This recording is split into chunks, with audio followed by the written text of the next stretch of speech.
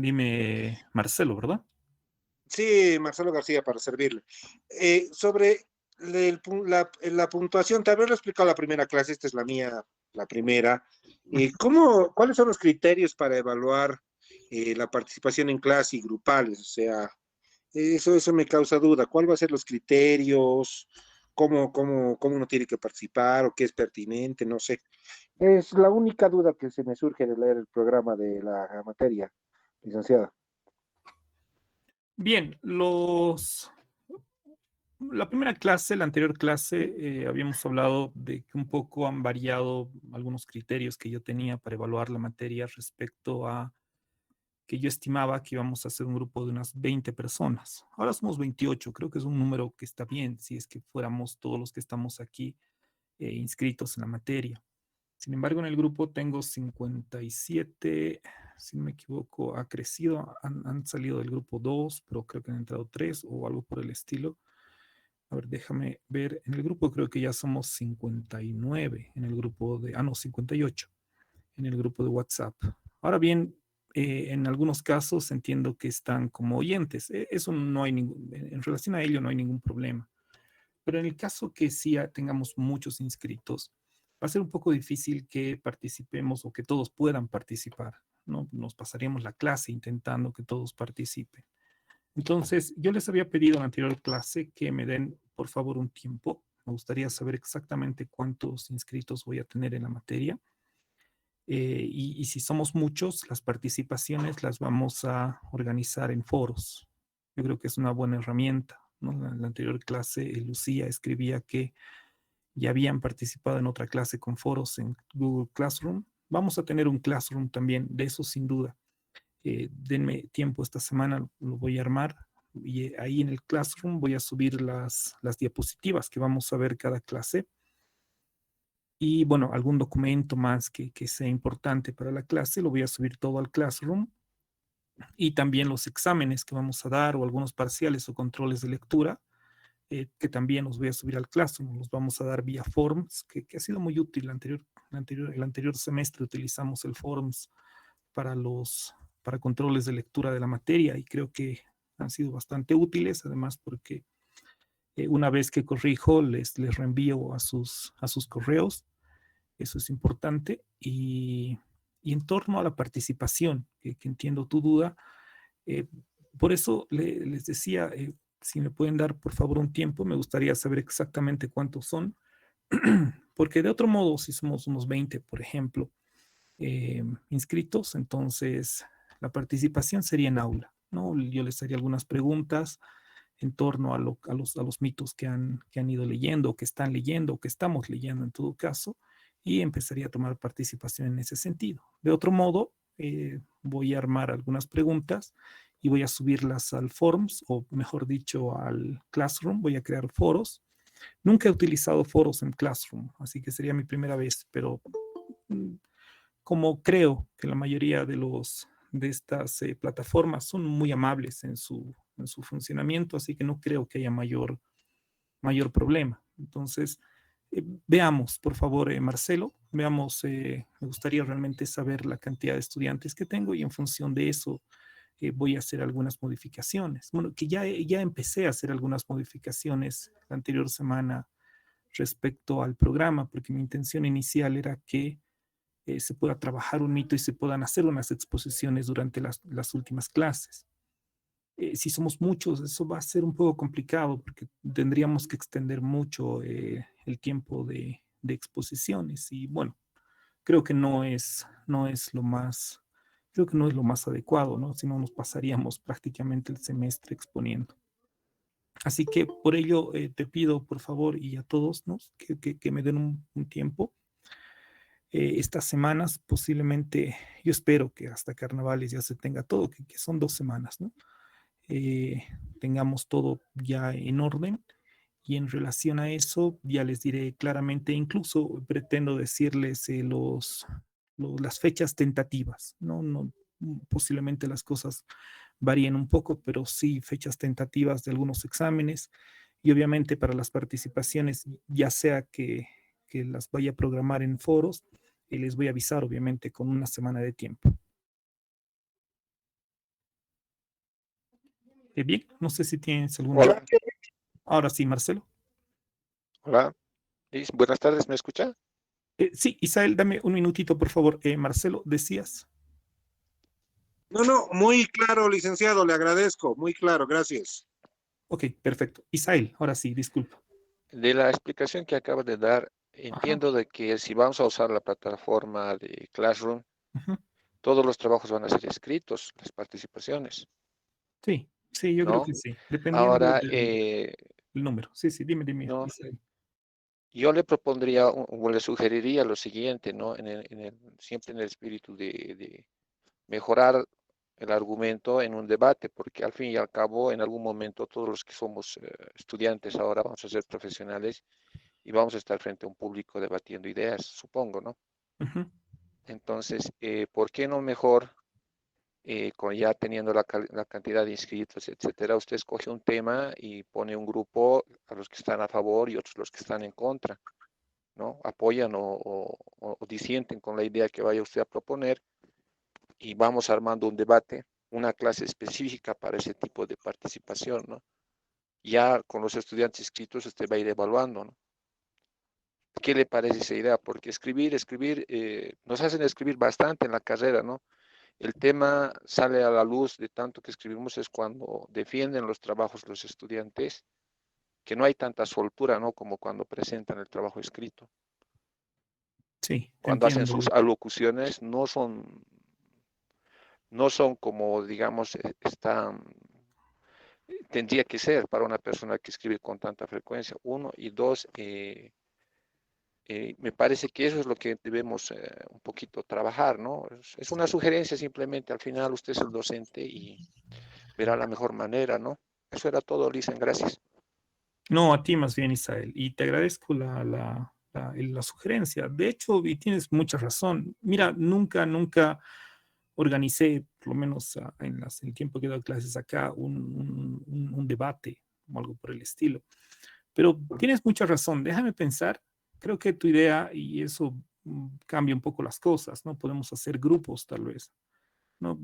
Y bueno, no todos participan. Entiendo que cuando se hacen grupos, incluso a veces no todos trabajan, pero bueno, es el riesgo que a veces tenemos que correr, porque tienes mucha razón en el sentido, y a raíz de lo que la anterior semana igual decía Augusto, ¿no? Que él tenía un trabajo sobre mitos. Y en algunos casos que además que el tema del mito es bastante apasionante y creo que puede dar pie a una serie de discusiones. Entonces, déjame pensar cómo puedo organizar. Tal vez podríamos hacer algún tipo de trabajos en grupos y como dices, podríamos contraponerlos, o sea, visiones distintas, ¿no? Del propio Prometeo existen visiones distintas. Por poner un ejemplo, ¿no? Cuando Hesíodo escribe en la Teogonía eh, toda la fase, ¿no? de Prometeo, la pregunta válida, que obviamente no le estoy haciendo yo, sino a raíz de algunos autores que han trabajado estos mitos, es finalmente de qué lado está Hesíodo, ¿no? ¿Del lado de Prometeo, que defiende a los hombres, o está del lado de Zeus? Que no deja de ser interesante, más allá de todos los aspectos más teóricos, bueno, que dicen los especialistas, ¿no? Si es que Hesíodo toma partido en algún sentido o en algún momento eh, respecto a ese mito, ¿no? Por no mencionar los otros, o a ese momento, en todo caso, de la teogonía, por no mencionar otros momentos. Entonces, me gusta la idea, sí me gusta la idea. Nunca he sugerido trabajar en grupos porque siempre suele haber este tipo de problemas, y lo digo porque yo también he sido estudiante y a veces el trabajar en grupos es un poco fácil, o no fácil, pero no sé, hasta parece más cómodo porque no todos pueden exponer ni nada, pero creo que hay interés. O sea, es decir, yo siento que hay en algunos casos cierto interés por plantear algunas ideas y creo que eso va a permitir, tal vez no que todos participen, pero sí me parece bien la idea de que, bueno, en todo caso todos trabajen algún tema o algunos puntos de un tema y los pongamos en una especie de discusión. Obviamente, eso no vamos a poder hacer en estos primeros semestres, ¿no? Tendríamos que ya entrar con algunos mitos y tal vez trabajar con algún mito en particular, ¿no? Y los puedo pasar un mito a todos o diferentes mitos y podríamos hacer, como bien dices, una especie de debates, ¿no? O posiciones contrapuestas en todo caso en relación a algunos mitos. Me gusta la idea, déjame pensar, por favor, déjame pensar qué mitos podríamos trabajar de esa forma o de qué manera podríamos desarrollar la clase. De esta manera, como dices, que pueda avanzar, creo que muy bien. No, sigo temiendo un poco la cantidad de estudiantes, pero bueno, no quiero tampoco paralizar todo lo que estaba pensando hacer por la cantidad de estudiantes. Creo que siempre hay alguna salida. Yo estaba pensando en este fin de semana, ¿no? ¿Cómo voy a armar si es que fuéramos muchos? Pero bueno, veamos, me gusta tu idea. Dame por favor tiempo, déjame pensar bien esto y les voy a proponer algo y abierto obviamente a que ustedes propongan, ya sean mitos o ya sean o formas como trabajar o mitos que tal vez se pueden poner en discusión, si vale el término. Bien, no sé si alguien tiene alguna pregunta más, no sé Isael si tienes alguna pregunta, alguna otra sugerencia. Eso es todo, Licen, gracias. Ok, Dicen, sí, Sergio, dime. dicen, conforme a la anterior clase que te explicaba que vamos a ver todos los mitos y los mitos posibles sin abarcar hechos en el mundo, ya sea de diferentes culturas, solo quería, a manera de determinar muy bien lo que se va a estudiar, si podría incluirse algún libro sobre la diferencia entre mito, epopeyas y leyendas, ¿no? Porque escuchaste que íbamos a llevar un poco acerca de los mitos incas, no sé si las dos versiones de los hermanos Ayar y de Manco Cápac, la otra versión, y no sé si eso es un mito o es una leyenda. Entonces, íbamos a llevar de Gilgamesh, creo que es una epopeya, entonces, de la India, y así consecutivamente para ver si es lo mismo o para poder aprender la diferencia en sí, ¿no? A la hora de hablar de estas cosas. Vale, te agradezco la pregunta, Sergio. Mira, yo había pensado en mitos, ¿no? Y bajo esta diferencia entre mito y leyenda, en el sentido que el mito está fuera del tiempo histórico, ¿no? Cuando hablamos del mito de los hermanos Ayar o hablamos de la teogonía de Siodo, todos están fuera del tiempo histórico.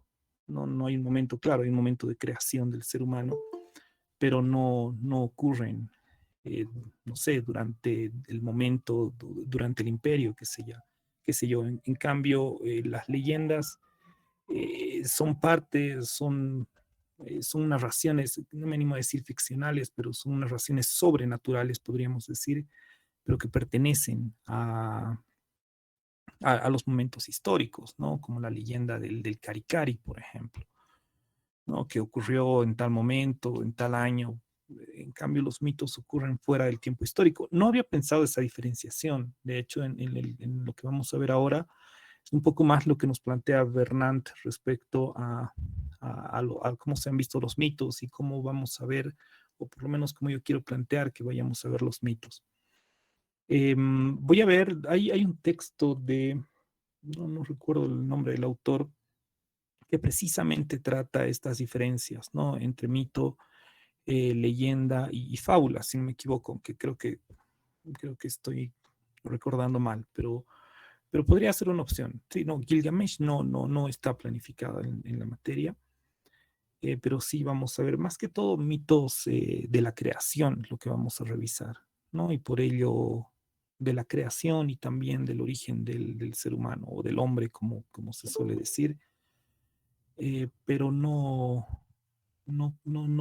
obviamente no vamos a poder abarcar todos, evidentemente. Nos vamos a concentrar un poco más en los mitos griegos, que son los más cercanos a nosotros, además porque son los mitos que toman autores, ¿no? Platón toma una serie de mitos, desde ya el de Prometeo, eh, para su propia obra, ¿no? Entonces, vamos a ir tomando algunos otros mitos, como ya les había comentado, ¿no? Del Ragnarok, el mito nórdico, o algún mito hindú, pero de la creación, ¿no? Pero esta diferenciación que me pides, déjame ver cómo podría plantearla, como todavía estamos en el inicio de la clase, que me parece importante y tienes razón, no lo había considerado siquiera plantear la diferencia entre mito y leyenda, que entiendo muchas veces se confunde. Y bueno, creo que es importante marcar la diferencia. Creo que siempre es mejor a partir de algunos autores, porque es probable que algún autor esté concibiendo la leyenda o las leyendas de otra manera, ¿no? Pero bueno, déjame ver de qué manera podríamos, tal vez no una clase, pero alguna pequeña diferenciación. Tenía, y estoy seguro que tenía un texto, pero déjame revisar, no me acuerdo el autor.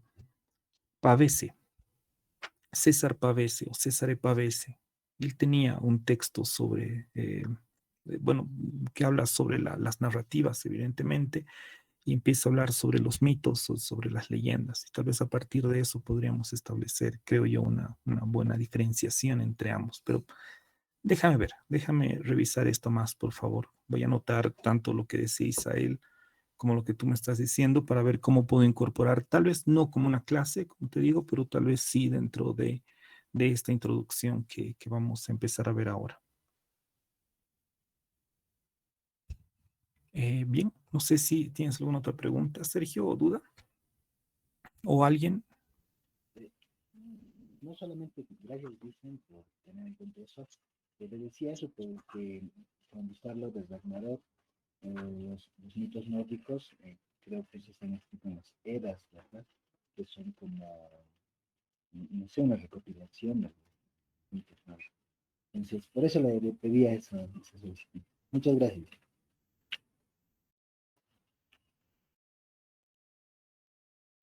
Vale, no tienes por qué, Sergio. ¿Alguien más tiene alguna pregunta, duda sobre el programa, sobre lo que vimos en la anterior clase, algo que le haya llamado la atención? Bien, entonces empecemos la clase, por favor. Vamos a empezar con algunas pequeñas definiciones. Creo que existen muchas definiciones sobre lo que es el mito, sobre lo que es el tiempo y la relación entre el mito y el tiempo. Y bueno, vamos a empezar con algunas definiciones a partir de algunos autores que yo he elegido y creo que no son los únicos. Pero bueno, esto nos va a ayudar un poco a concentrarnos en lo que queremos ir avanzando a lo largo de este semestre. Empecemos.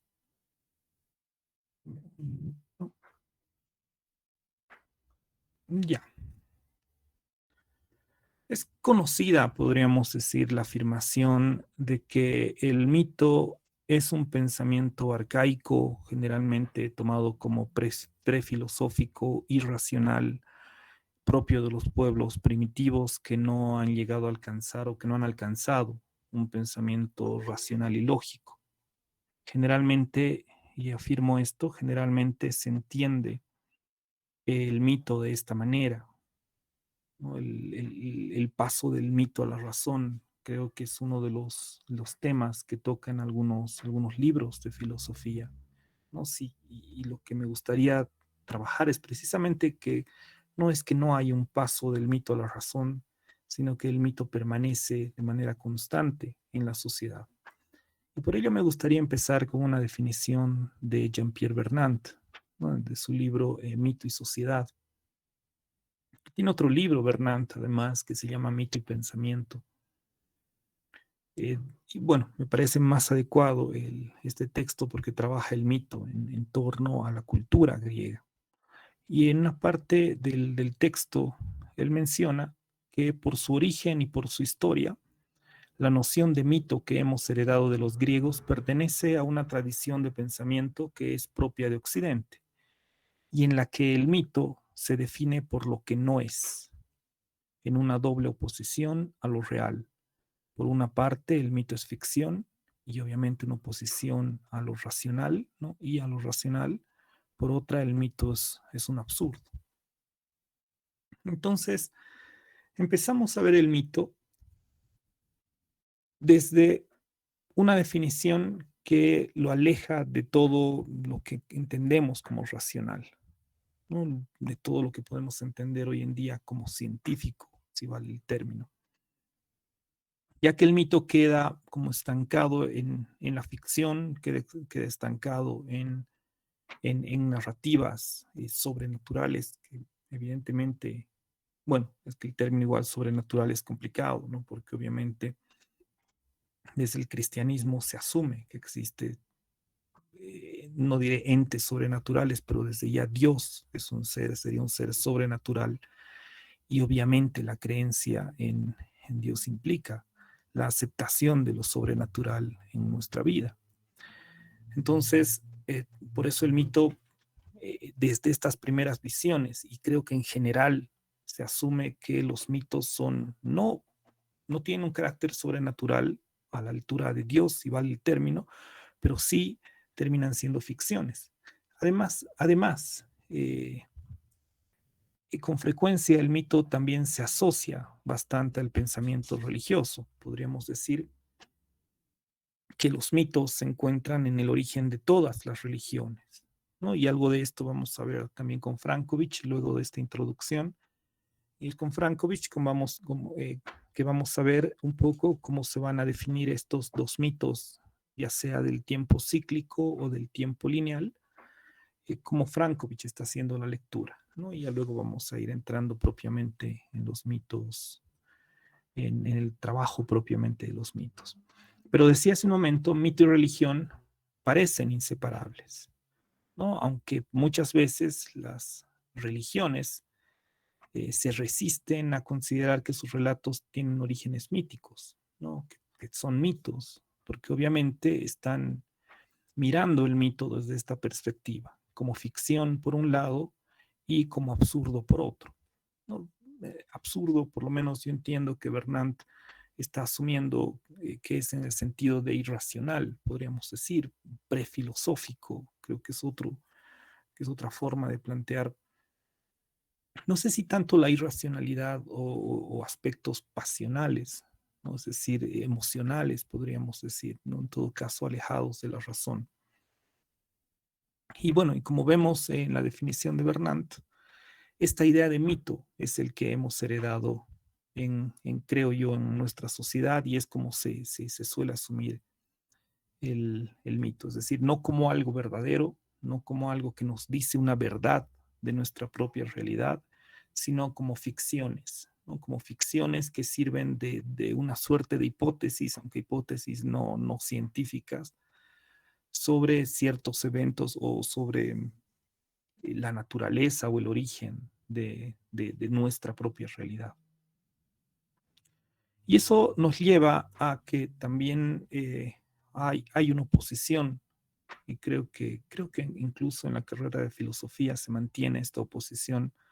Creo que no es del todo correcta entre mito y filosofía, ¿no? Mucho más cuando los propios filósofos se han valido de los mitos, ¿no? Hace un momento mencionaba a Platón.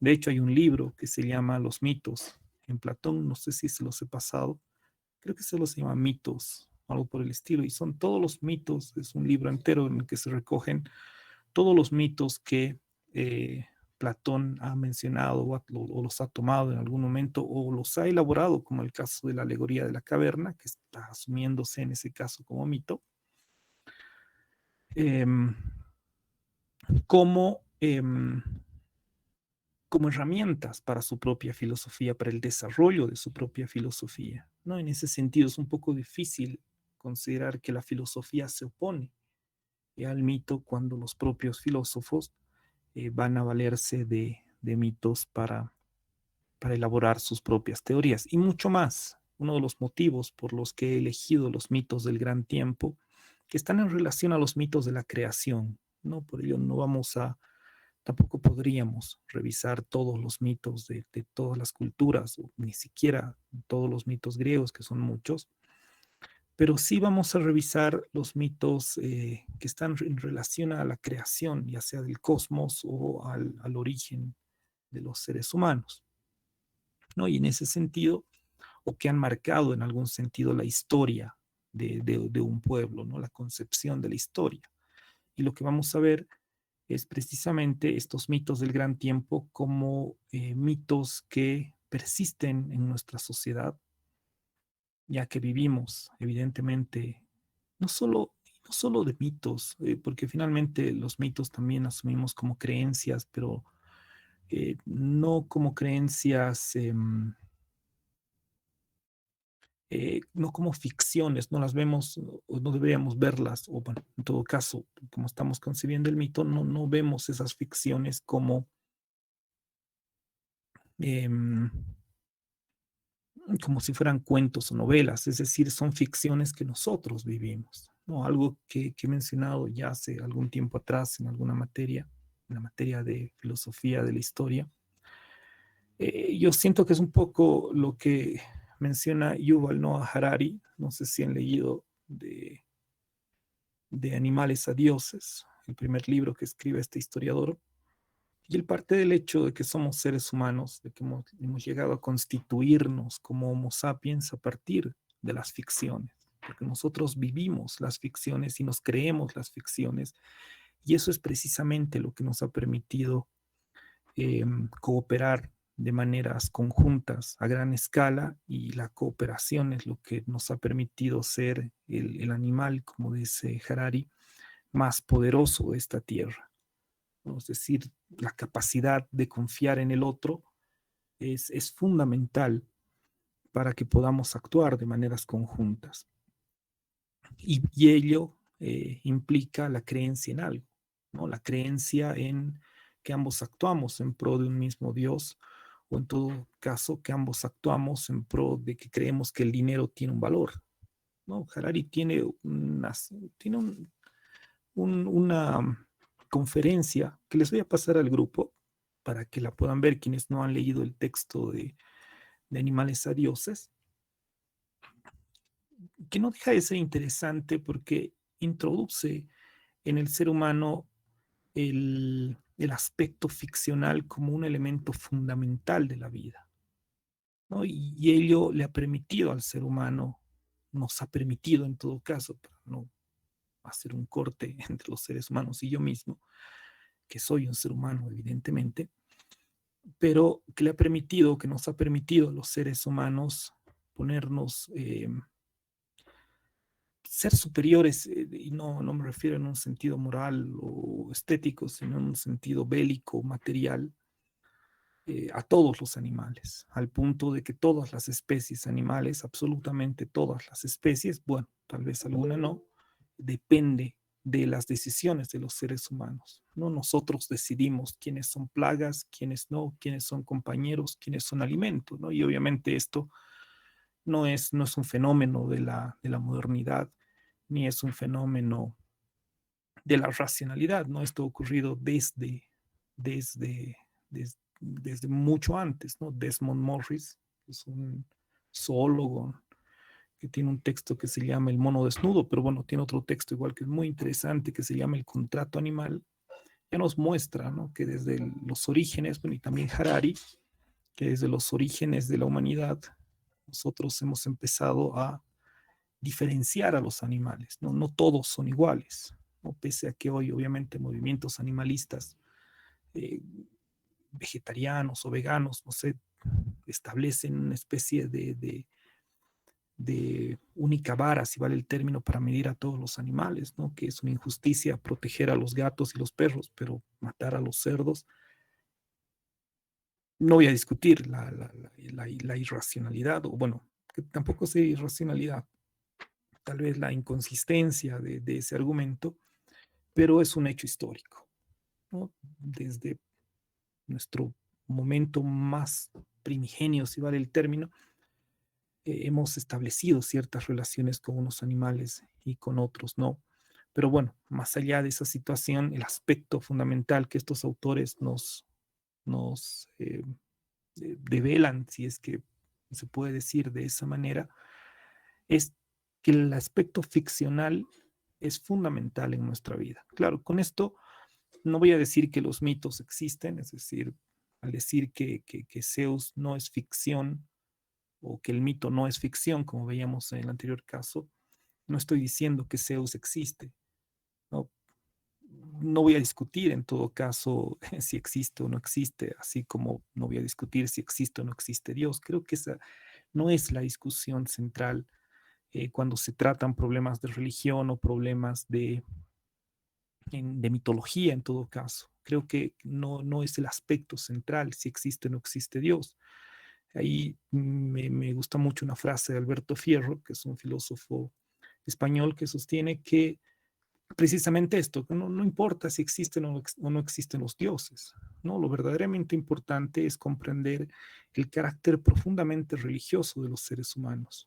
O, si no me equivoco, lo dice, lo que importa es conocer eh, el carácter profundamente humano de las religiones. Ese es el término, o esa es la frase que menciona Alberto Fierro.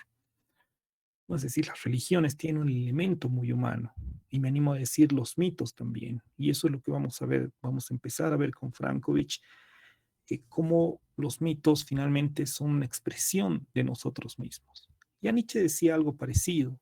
No quiero, no quiero entrar con muchos autores porque creo que a veces termino como que haciendo un revoltijo de ideas que he estado revisando y todo ello para las clases, pero bueno, solamente mencionando en este caso a Nietzsche, que finalmente los dioses son una expresión de los pueblos, ¿no? De las culturas. Y es por ello, decía Nietzsche, si no me equivoco, en el Anticristo, que los cazadores tienen dioses cazadores, ¿no? Que eso es lógico, pero finalmente es una expresión de las culturas. Y por ello él reniega del cristianismo porque es un Dios que ha sido castrado. No voy a entrar en el detalle por qué y cómo, pero bueno, él extirpaba la maldad, por decir alguna cosa, eh, y es un Dios cosmopolita, ¿no? Es decir, bueno para todos. Cuando lo normal, lo natural, podríamos decir, desde el punto de vista de Nietzsche, creo yo, que los dioses son expresiones de nosotros mismos. Y así violentos o bondadosos, porque finalmente el ser humano no solo es violento, tampoco es bondadoso. No creo que haya una discusión entre el ser humano es bueno o malo que alguna vez se plantea cuando se habla de Hobbes y Rousseau. Creo que no va por ahí. Evidentemente, bueno, creo que la discusión no está del todo bien planteada si el ser humano es bueno o malo. Somos seres humanos, somos muy complejos. Y así en lo malvados que podemos ser o bondadosos, esa es la expresión de nuestros dioses, si vale el término, salvo el dios del cristianismo, como decía Nietzsche, que es un dios que ha sido castrado para ser absolutamente bueno y obviamente bueno para todos, ¿no? Un dios cosmopolita, como decía Nietzsche. Entonces, en ese sentido va lo que vamos a trabajar más adelante. No me estoy adelantando un poco, pero todavía estamos en la oposición entre mito y filosofía. ¿No? Y lo que quiero ver, lo que quiero que veamos es no tanto discutir si existe Zeus o no, creo que es una discusión que nadie se enfrascaría para tratar de demostrar algo así, pero tampoco la existencia de Dios, ¿no? No es algo que vamos a tratar, sino la presencia que tienen este tipo de creencias en las propias culturas, ¿no? La incidencia que tienen en la propia realidad. Vuelvo a lo que decía Harari. Vivimos de ficciones.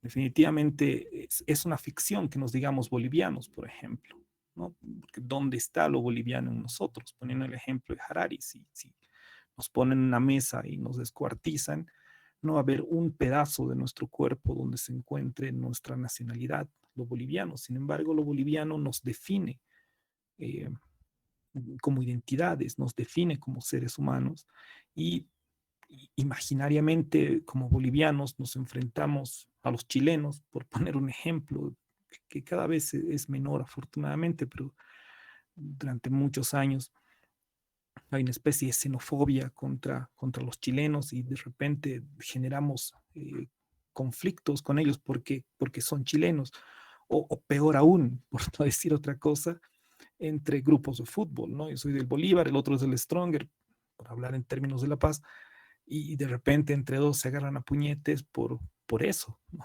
Porque viven ficciones, vivimos ficciones, las nacionalidades son ficciones, los derechos humanos son ficciones, pero nos permiten poder colaborar entre nosotros, poder actuar de maneras conjuntas finalmente, ¿no? Es decir, la ficción, y en este caso los mitos, son aspectos fundamentales en la vida de los seres humanos, ¿no? Y la última ficción que dice Harari y la más válida en el mundo es el dinero, ¿no? Porque finalmente que yo te diga que este pedazo de papel o este pedazo de metal vale, qué sé yo, una fruta, una manzana o dos manzanas, es evidentemente una ficción. Yo tengo que creer y el otro tiene que creer en que este pedazo de papel tiene ese valor para que yo le pueda, yo pueda hacer el intercambio, ¿no? Él ponía el ejemplo, es imposible, obviamente, un ejemplo que roza el ridículo y él lo toma de esa manera. Es imposible darle a un mono un pedazo de papel y decirle, eh, toma esto y me das, por favor, dos bananas. No, obviamente, suponiendo que el mono pudiera hablar, aunque manteniendo su naturaleza, especie medio extraña, pero bajo el supuesto, obviamente, un mono no aceptaría tal situación porque no es algo material, ¿no? Y además, y eso no deja de ser interesante porque además las culturas antiguas son muy materiales, ¿no? En la época antigua, en el mundo griego, por poner un ejemplo, ni en el mundo griego, ni en el mundo aymara, por ejemplo, existía la palabra gracias.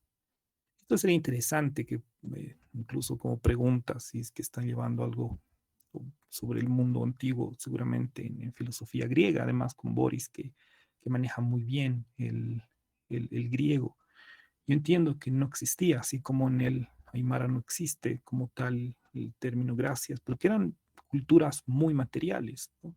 El gracias es una invención cristiana, el hecho de agradecerte simplemente con una palabra o con una buena intención o algo por el estilo, ¿no? Antes era todo muy material, lo que uno, si yo le ayudaba a una persona en llevar, qué sé yo, en el mundo griego, sus olivas, por lógica, por obligación, el otro tenía que pagarme con algo, ¿no? Con algunas olivas para que yo me las lleve después.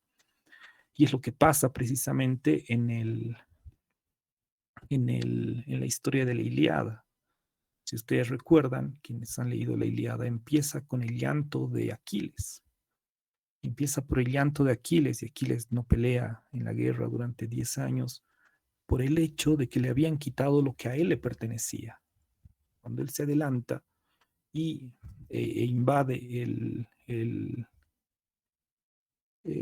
mm, el templo en honor a Apolo, si no me equivoco, y asaltan, bueno, junto a los mirmidones, ¿no? Asaltan el templo en honor a Apolo y él se lleva a Briseida, la que era sacerdotisa, que bueno, en la película se enamora y una cosa ahí medio extraña, pero en todo caso, cuando Menelao, mejor dicho, Agamenón le quita a Briseida, no hay una relación amorosa o de gusto en ese momento, es una cuestión de pago, ¿no? Yo he cumplido en una buena parte, matando a los sacerdotes y algunos eh, personajes, algunos troyanos, y no me están pagando por ello, ¿no? Y esa mujer, esa sacerdotisa, era mi paga.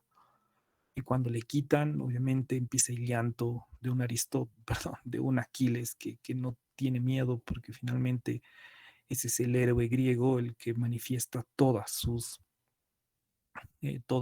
emociones, ¿no? Ya es algo muy cristiano, o no sé si cristiano, pero en todo caso más moderno, esta idea del macho que no llora, y peor aún, cada vez no es que nos hundimos más, pero cada vez más entramos a teorías como estas teorías eh,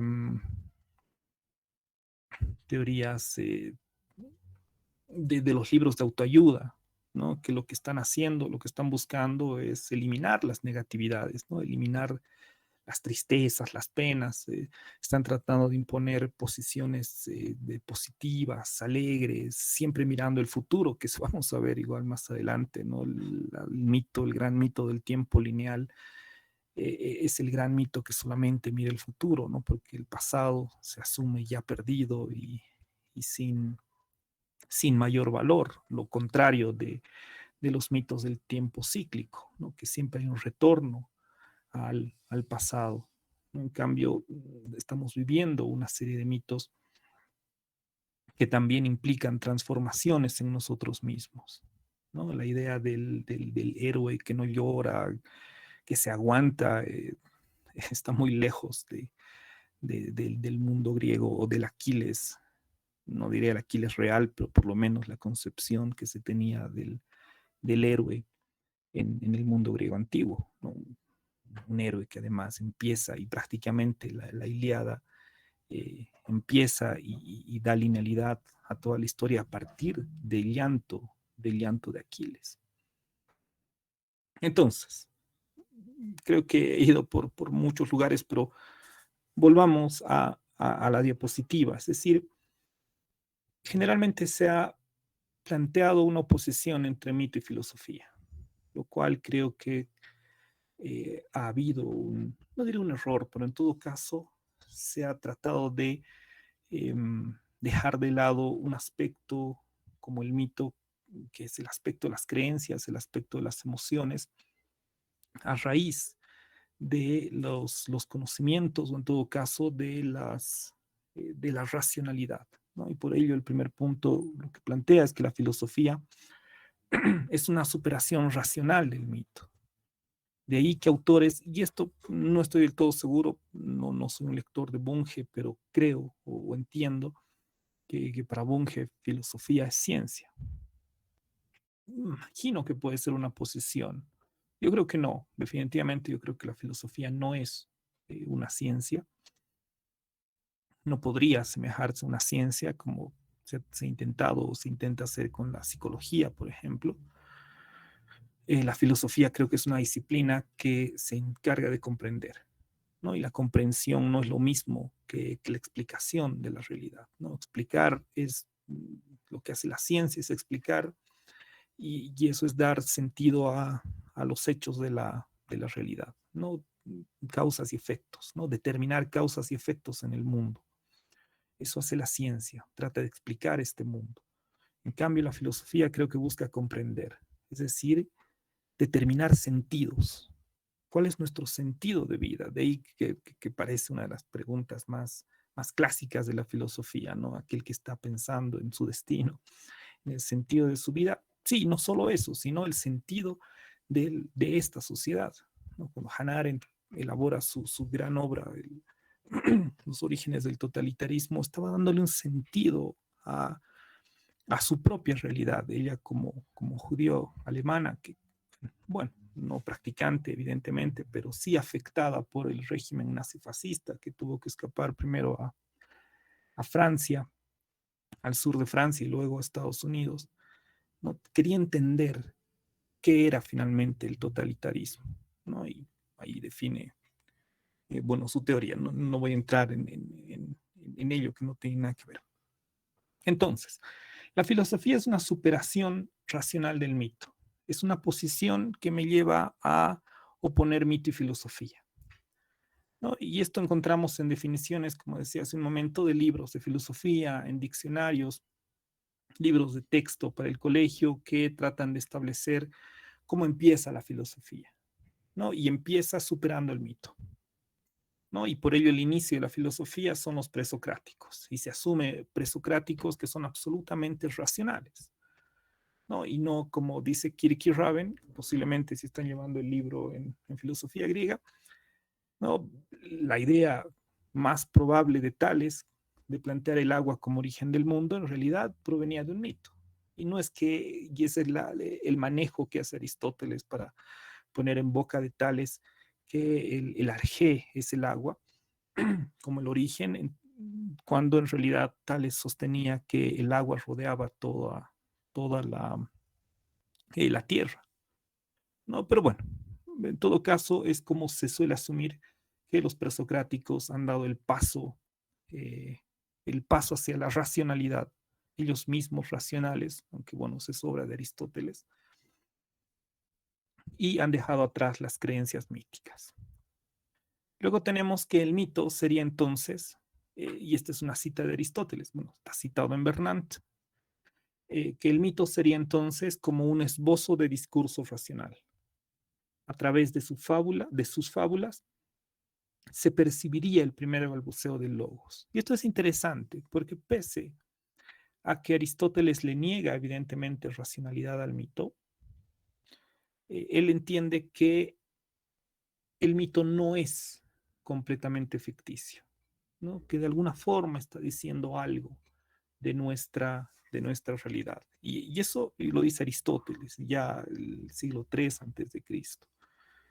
Cuando en el siglo XXI muchos seguimos asumiendo que hay un paso del mito al logos que es radical. Todavía en Aristóteles, mejor dicho, no todavía, sino incluso en Aristóteles, este paso no parece tan radical, ¿no? Obviamente él diferencia el argumento lógico con el argumento mítico. Y evidentemente podemos encontrar diferencias en ese sentido. Pero en todo caso, le está dando cierto valor al mito, como dice en la cita, ¿no? Como una especie de balbuceo inicial del logos. ¿No? De esta manera, Bernat entonces, a raíz de la cita de Aristóteles, considera que el mito es una prefiguración de la filosofía, por lo que es menor que la búsqueda que ha hecho la filosofía sobre logos, ¿no? Que es una posición, evidentemente, de Bernat que está tomando desde Aristóteles. El mito tiene un valor inferior, si vale el término, a la filosofía, tiene un valor inferior al discurso racional. Hoy podríamos decir que el mito tiene un valor inferior a la ciencia, que creo que no es así. Finalmente actúan como dos polos de un mundo que es sumamente complejo. Por lo tanto, y cerrando con este último punto, por lo que se ha elaborado una visión despectiva del mito, ¿no? Es decir, en general se asume que el mito, asumiendo la validez que le da Aristóteles, ¿no? Finalmente le da un valor, pero es un valor menor a la filosofía y obviamente es un valor inferior a la racionalidad. Sin embargo, creo que una de las afirmaciones que vamos a utilizar, además que es un autor que vamos a llevar en buena parte de la materia, Avelino, o mejor dicho, Jesús Avelino de la Pienda, plantea esta definición. De aquí, para que no sea tanto un monólogo, les voy a pedir por favor que me ayuden con la lectura de este texto. A ver, no sé si voy a obligar a alguien o quién me puede ayudar a leer el texto. ¿Nadie? Licenciado, yo puedo A leer. ver. Hola. Perdón, o que lo haga Marcelo. Empecemos con Fernando y la próxima te pido No hay Marcelo. problema, no hay problema. Les agradezco. Fernando, por favor. Ya. Tomamos como mito aquellas creencias básicas que se dirigen a nuestras vidas, que estén explícitas en textos y tradiciones, o sean vividas de forma no explícita e inconsciente. Y no solo hay creencias mito, también hay personas mito, objetos mito, ideologías mito, instituciones mito, etc. Se puede mitificar el dinero, un coche, un deportista, un político o un predicador de religión. El ser humano puede convertir en mito cualquier cosa y lo hace cuando la toma como algo sagrado, sobrenatural, intocable. Cuando eso que mitifica polariza su vida de manera dominante o lo toma como un valor absoluto. Jesús Avelino de la Pienda, 2006, página 21. Súper, te agradezco mucho, Marcelo. Marcelo, ¿qué podríamos decir de esta frase? Y les pido que por favor todos puedan leer esta definición de Avelino de la Pienda para entrar a indagar un poco sobre la visión que se tiene del mito, ¿no? Luego vamos a ver una muy pequeña definición de Panikkar, pero me gustaría que nos quedemos un momento en esta Dicen, definición. Sí, dime, Isael. bueno, sí, la El concepto que acaban de leer los compañeros que están en la diapositiva se puede acercar tal vez un poco a la realidad, pero omite algo importante a mi parecer. Cualquier cosa que el ser humano tienda a mitificar tiene que tener características especiales. Y uno no solo comienza el mito, o sea, yo no puedo ponerlo a usted como un mito, como el mejor filósofo de Bolivia. Debe haber una coincidencia de grupo en el cual influye. Y de esa manera, dando, digamos, un poquito de materia a este concepto, se podría lograr que cualquier cosa, como dice el autor que ha citado el ser humano llegue a mitificar. Tenemos casos de, por ejemplo, de la iglesia maradoniana. Tanto era el amor a Maradona que han inventado una iglesia, ¿no? O a esta cantante de música argentina, Gilda, cuando Mm, ha fallecido la han vuelto una santa. Pero es porque han influido de cierta manera, directa o indirectamente, en su imaginación, en su realidad de las personas que han llevado adelante esta mitificación, digámoslo así, ¿no? Y eso ocurre secuencialmente. Hay un texto, no recuerdo ahorita el autor, pero dice el origen de las religiones.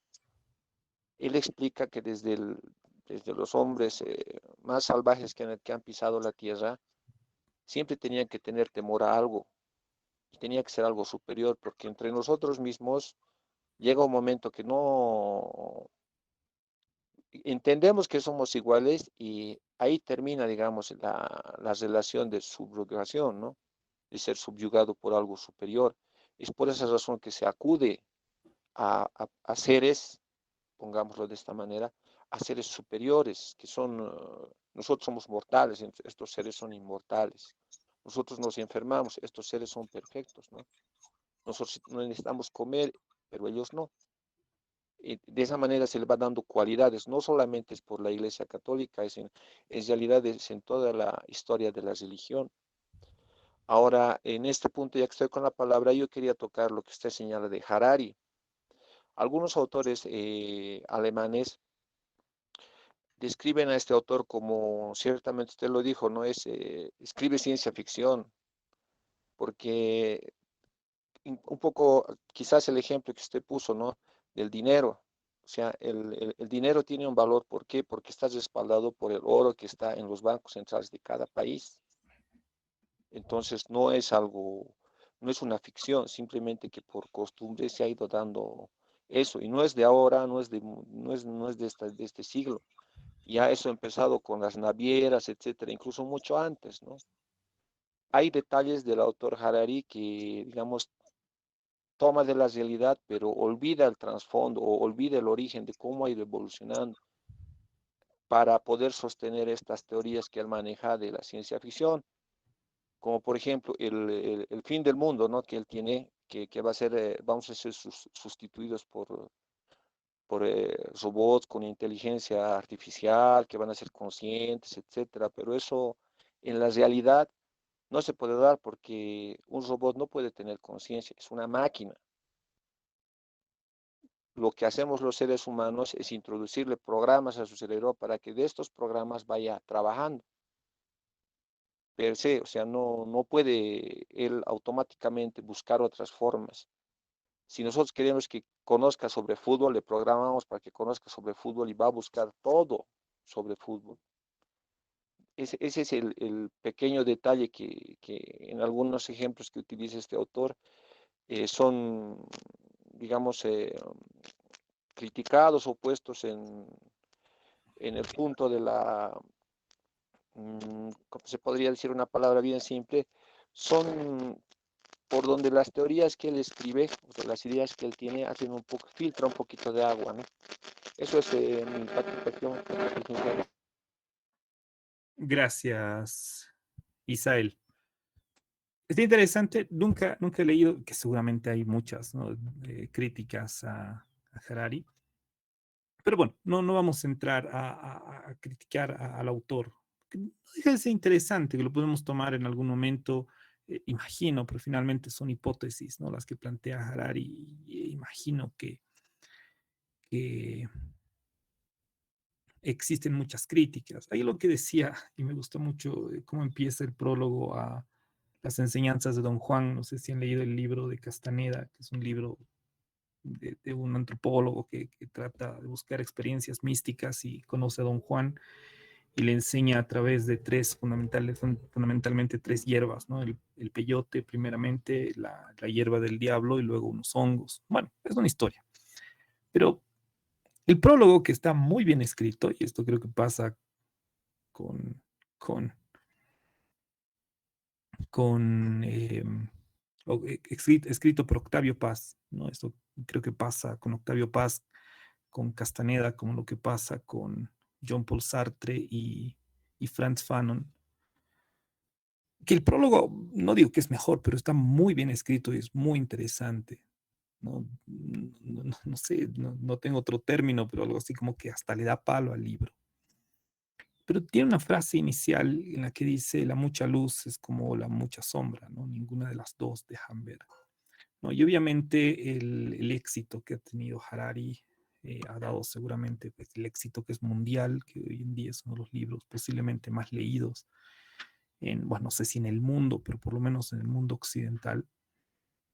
Evidentemente ha dado paso seguramente a muchas críticas, ¿no? Y críticas fundadas, infundadas. Yo siento que debe haber mucho de lo que se está planteando a favor posiblemente o en contra de este autor. Pero bueno, eso como algo que se podrá discutir podemos discutir en otro momento, pero ¿qué pasa sobre este punto, sobre esto que nos está planteando Avelino de la Pienda? No sé si Marcelo, que tienes algún comentario sobre esto, o cómo estás entendiendo esta frase, esta cita.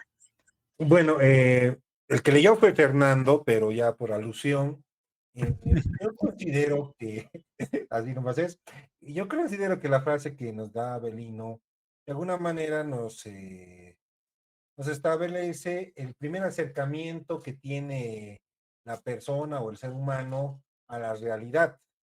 Si vamos a partir de la etimología de lo que es mito, es el relato, es el cuento, de explicar lo que él ve, lo que él percibe. O sea, de alguna forma la gente mitifica lo que no puede, o a lo mejor lo que ve, pero no lo puede explicar. O sea, por ejemplo, él dice, se puede mitificar el dinero, un coche, un deportista. ¿Y quién lo hace? Los que no lo pueden acceder, por ejemplo, la gente que no accede a buenos recursos, digamos, a dinero, mitifica el dinero y elucumbra historias, y elucumbra relatos sobre el dinero, las bondades del dinero, porque nunca lo ha tenido. De alguna manera, esa es su relación con esa realidad. Eso es lo que yo podría establecer, Lisa. Te agradezco mucho, Marcelo. Está interesante lo que planteas, pero finalmente nos puede llevar, porque yo siento que es bastante difícil, complicado definir el mito, ¿no? Y la definición que está planteando acá Avelino de la Pienda es muy abierta, ¿no? Al punto que, como dices, pareciera que si yo quiero mitificar a una persona, aunque es correcto lo que decía Isael, ¿no? Uno no puede crear un mito, ¿no? Un mito es producto de una cultura, ¿no? Y creo que aquí hay un factor que le falta a la definición, porque pareciera que se puede mitificar absolutamente todo, ¿no? Simplemente dándole un valor superior posiblemente a toda materialidad. Yo imagino que va en ese sentido. Mirko, creo que estabas con el micrófono abierto. Sí, buenas tardes, compañeros. Bueno, yo tenía una duda a partir de lo que se habló sobre el autor Al-Harabi, creo, ¿no? Pero en Sí. realidad es más una preocupación porque tenemos que, bueno, debemos tener en cuenta que lo racional también tiene sus componentes, ¿no? Igual que el mito. La nacionalidad que usted comentó es una institución racional, ¿no? El Estado es una institución racional, el dinero también es una institución racional en materia de economía, ¿no? Entonces hay un límite, creo que no sé si se lo podrá especificar entre lo racional y lo mítico. Posiblemente lo mítico lleve ventaja, ¿no? En relación al mismo concepto que estamos viendo acá, ¿no? Que hay ideologías mito, y eso es bien cierto, ¿no? Es decir, hay instituciones racionales que tienen fundamentos míticos. Ahora se me ocurre, por ejemplo, la cuestión de esto de lo psicológico, el inconsciente, ¿no? ¿Qué es el inconsciente?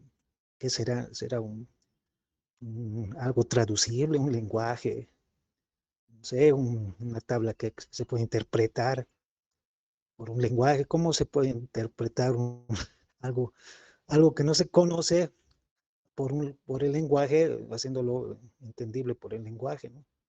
Será más bien un mito que justifica toda una ciencia, ¿no? Y bueno, es un punto. Y el segundo punto, evidentemente, tiene razón Israel en caracterizar algo más en el mito, ¿no? Que es decir, el mito tiene que ser una institución social, obviamente. Pero además, el mito, según en un libro que Kant hace tiempo escribió eh, contra un eh, filósofo llamado Scholler, sobre el tono apocalíptico en filosofía, además tiene que ser repetido, ¿no? Es decir, tiene que transmitirse de una generación a otra generación, una persona a otra persona, y bueno, y tiene que despersonificarse, ¿no? No es que alguien específico conocido transmita el mito, ¿no? Y además hay una violencia conductora del mito, ¿no? La de la repetición y la repetición y la repetición hasta que se la cree toda la sociedad, ¿no? O se la cree toda una colectividad. Entonces, bueno, primero la preocupación, ¿no? ¿Cuál es el real límite entre lo mítico y lo racional, ¿no? Parece que no hay. Y lo segundo, bueno, hay más características sobre, sobre lo que es el mito. Súper, te agradezco mucho, Mirico, por la apreciación o bueno, el comentario que haces que va muy al punto esto. No, claro, Harari no diferencia lo racional de lo irracional o lo no racional, ¿no? Pero asume que dentro de esta racionalidad existen ficciones, ¿no? Estoy totalmente de acuerdo en el sentido de que no hay posibilidad de definir el mito, como que no hay posibilidad de concebir un ser humano sin un aspecto racional o sin un aspecto emocional o sin estas ficciones que se construyen. Bueno, no voy a entrar en la discusión. Eh, Evidentemente, de manera racional se puede hacer un estudio económico de la sociedad, ¿no? Pero creo que Harari no apunta en ese sentido, ¿no? A que el dinero está respaldado por el oro, bueno, que el patrón oro ya fue, ahora es el conjunto de monedas, qué sé yo, una serie de cosas que obviamente se manejan desde un punto de vista racional. Eso creo que no se niega, pero en todo caso, o por lo menos creo que eso no niega Harari, sino que finalmente son elementos que no existen en la realidad, ¿no? Y creo que apunta ese sentido cuando habla de este tipo de ficciones, que no está entendiendo, Harari por lo menos yo entiendo así, ficciones como cuentos, como podemos entender una novela, qué sé yo, Cien años de soledad, de García Márquez, por poner un ejemplo. No, pero más allá de eso, hay un problema en la definición del mito, pero finalmente, ¿qué es mito? ¿No? ¿Es solamente una ficción? ¿Es algo inferior al aspecto racional? Avelino de la Pienda nos da una definición que parece mucho más amplia, al punto de que si yo quiero y mitifico a una persona, la encumbro como Dios, y eso ya es un mito, ¿no? ¿Dónde está el carácter cultural en todo caso del mito? Que el carácter cultural creo que es fundamental. Y algo que tú mencionas también es el aspecto de la memoria, ¿no?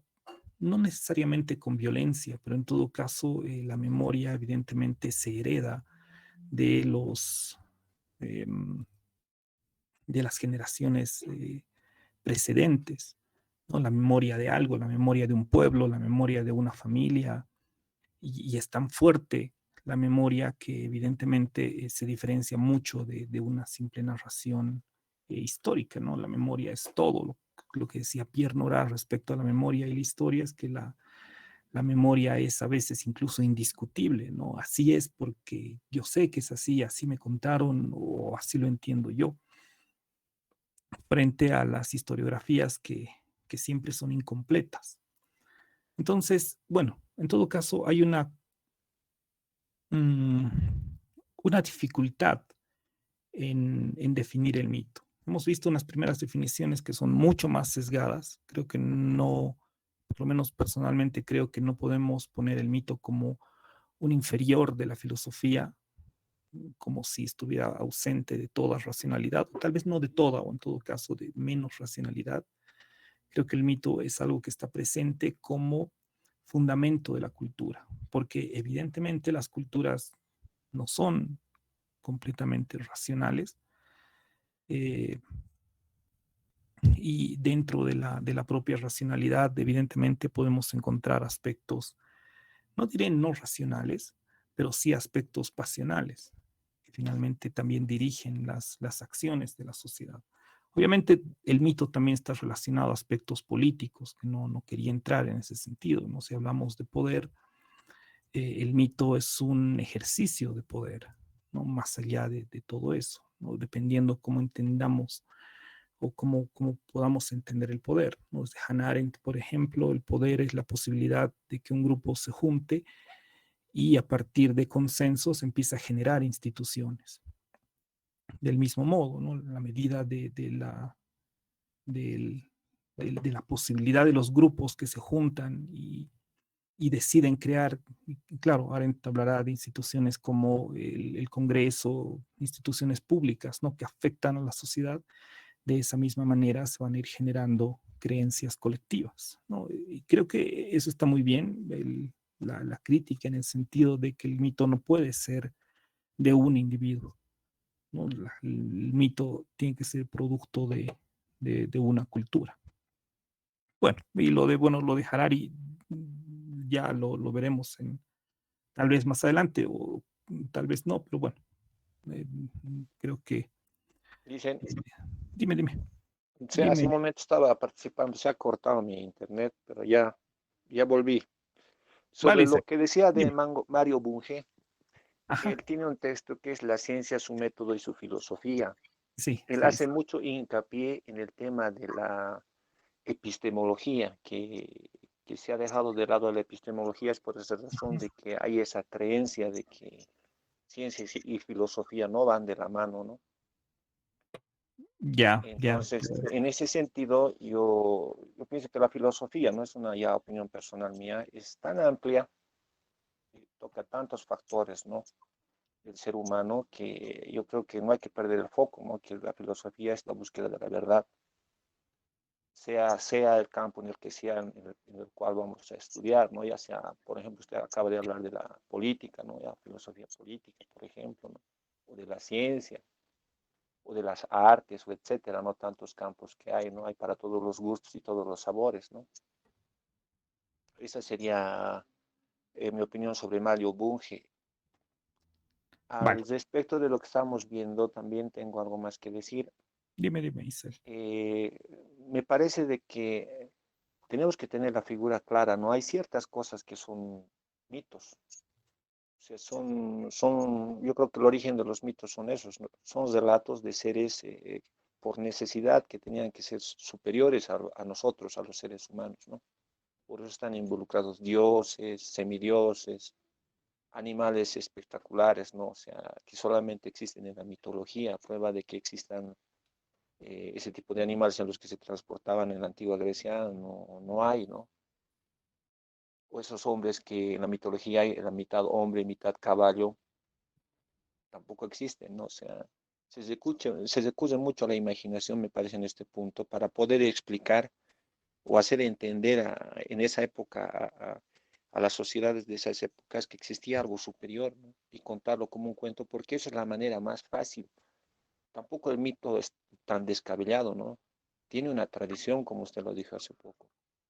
Y esa tradición va de familia en familia, digamos, ¿no? De generación en generación y se va materializando en el tiempo. Ahora, trasladándonos a nuestra época, ¿cómo nosotros crearíamos un mito si tenemos toda la información, tenemos los medios de comunicación a la mano? Tenemos que recurrir a ideas, qué sé yo, del siglo pasado y darle un poco propaganda, si es por ponerle un término, para que pueda salir a la luz, ¿no? Por ejemplo, este tema de yo me atrevería a decir un poquito, compararlo como un mito o una fantasía, este tema de la ideología de género, ¿no? Si en el curso hay personas que son afines al feminismo y los ultrafeministas, entonces se van a ofender mucho con lo que acabo de decir, ¿no? Pero ese es el foco que nosotros tenemos, me parece que tendríamos que tener, ¿no? De saber distinguir cuál es o aproximarnos lo más posible a lo que es la verdad, ¿no? Esa sería mi opinión. Esencial. Vale, te agradezco mucho, Isael. Sí, Ya, esto de la decía, verdad, sí, ¿verdad? Con el anterior comentario sobre el hombre caballo, o nosotros, o el hombre, sí, ¿no? El centauro, o no sé qué tipo de especie era Quirón, mitad sentado. humano, mitad centauro, ¿no? Entonces, es un mito, ¿sí? Posiblemente es un mito muy real, plasmado en los textos griegos o en las obras mitológicas que se esparcen en la cultura griega. Más ese mito puede ser idealizado o a través de los tiempos modernos de ahora, a través de la biogenética y todos esos temas que están haciendo, ¿no? Al respecto, hay mucha ficción al respecto de eso, de cómo la genética está avanzando y trata de crear esas combinaciones de animales como los grifos y otros. Y eso es impactante, ¿no? Como esas figuras, esos mitos de pueblos primitivos, en un pueblo tan avanzado como el nuestro, o en tiempos tan avanzados como el nuestro, tratan de recrearse, ¿no? Tratan de verse. Entonces, el mito, en realidad, más parece ser una orientación, ¿no? De muchas cosas. Y solamente eso. Te agradezco, Sergio. A ver, algunas precisiones, y sí, estamos yendo por muchos puntos. Yo diría, porque aquí estamos a pocos minutos de terminar, todavía nos falta ver algunas diapositivas que vamos a revisar. En relación a esto último que decía igual Sergio y también Isael, o sea, el mito, creo yo, o sea, desde una posición, desde donde quiero dirigir la materia, yo entiendo como una creencia, definitivamente una creencia que afecta en nuestra vida cotidiana.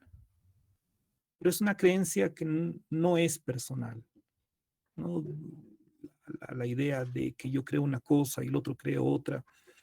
Hoy en día estamos entrando, como decía Nietzsche, en una especie de nihilismo, en el sentido de que tú tienes tu opinión, tú tu opinión, y al final no hay esto que Isael decía, no hay una verdad, no hay un sentido de sociedad, cada quien cree en lo suyo y terminamos siendo como islas. Pero creo que el mito es una creencia, no necesariamente racional, no le voy a negar racionalidad al mito, pero es una creencia que va a afectar profundamente en nuestra vida, ¿no? Que además es una creencia cultural. Algo que escribe Adrián en el chat, que dice, me imagino que las personas de algún futuro analizando lo que llamamos realidad, como nosotros analizamos al mito. Es un poco lo que ocurrió con los griegos en todo caso, ¿no? Cuando eh, bueno, Homero no lo escribió como tal, pero bueno, más allá de toda la discusión, cuando se concibe la Ilíada como la Odisea, como narraciones fundamentales del mundo griego, para los griegos eso no eran narraciones ficticias como hoy vemos, como hoy las concebimos, no eran parte de una literatura de ficción, ¿no? Eran expresiones de la propia realidad. Aquiles era un personaje que no solo estaba narrado, sino era un modelo a seguir de los guerreros de la época, así como Héctor y bueno, y otros personajes, y obviamente ellos realmente creían que todo eso estaba pasando, o mejor dicho, había pasado en algún momento, pero más allá de los personajes, de los centauros y cualquier otro, los sátiros, más allá de esos personajes, lo que nos interesa ver es que terminan siendo modelos de acción, podríamos decir, para la propia realidad de las personas. Y creo que el mito va en ese sentido. O sea, no es simplemente, no son personajes, aunque pueden estar expresados en personajes, pero sí son creencias que no ponemos en cuestionamiento. Nosotros vivimos creyendo que esas cosas suceden o de esa manera avanza el mundo o que es básicamente lo que vamos a ver, que así se concibe el tiempo, que el tiempo es lineal o que el tiempo es cíclico, que es básicamente lo que vamos a ver en estos mitos, o que el mundo funciona de esa manera.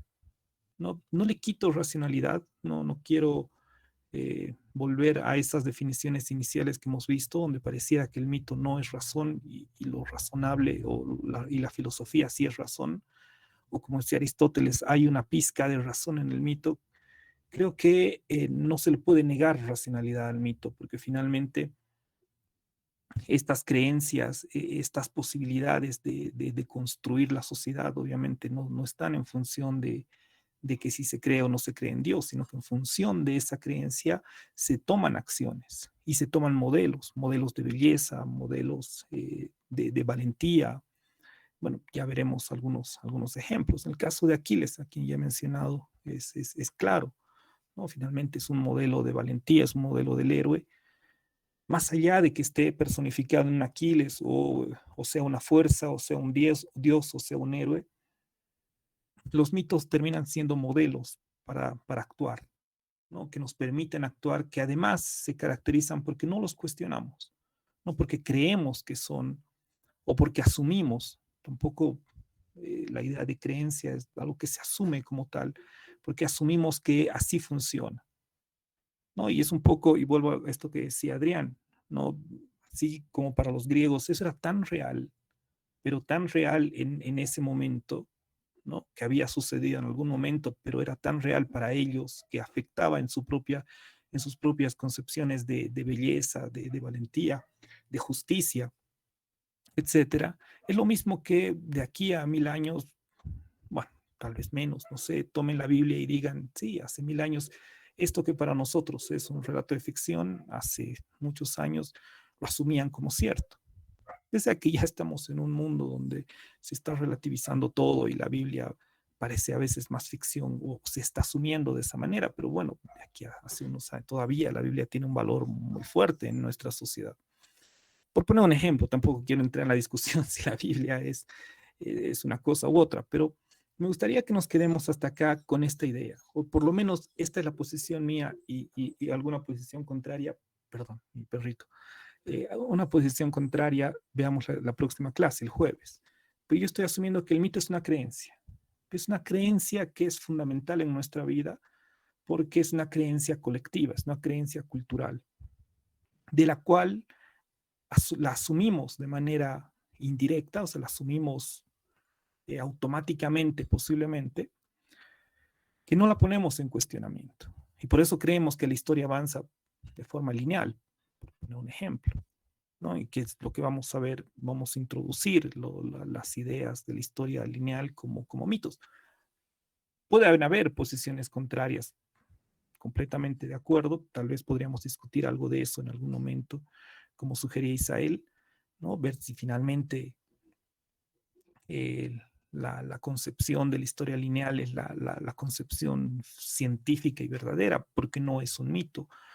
Pero bueno, eso veremos más adelante. Pero en todo caso, me gustaría que nos quedemos un poco con esta idea, ¿no? Un poco desbaratando, o por lo menos desde mi punto de vista, tratando de quitar la idea de que el mito se opone a la filosofía, más bien el mito que es un elemento fundamental de la existencia, no es una creencia, porque no es algo material, y por eso mencionaba Harari, no tanto para entrar en una discusión sobre la posición de Harari, ¿no? Pero es algo que no es material, que se materializa en el rito, ¿no? Pero eso vamos a ver después, pero es algo que no es material, es una creencia sobre cómo funciona, sobre cómo se configura, sobre cómo se da la belleza, sobre cómo se da la justicia. ¿no? No vamos a entrar en todos esos detalles, pero creo que esas creencias están fundadas desde un punto de vista mítico. Y lo que no quiere decir que no sea racional, no son racionales. O sea, de esas creencias surgen discursos racionales, ¿no? Si no, de otro modo sería, el mito sería siempre un caos, ¿no? Sería una alucinación, ¿no? Surgen discursos racionales que nos permiten ordenar el mundo, pero con un substrato, podríamos decir, que es mítico en el sentido de que es una creencia, ¿no? Y es una creencia cultural. Creo que eso es muy importante, creo que es lo que le falta a Avelino de la Pienda, el carácter cultural, el carácter colectivo de un mito. No sé si alguien quiere decir algo más y estamos con 2 minutos retrasados. Vamos a continuar la siguiente con este punto.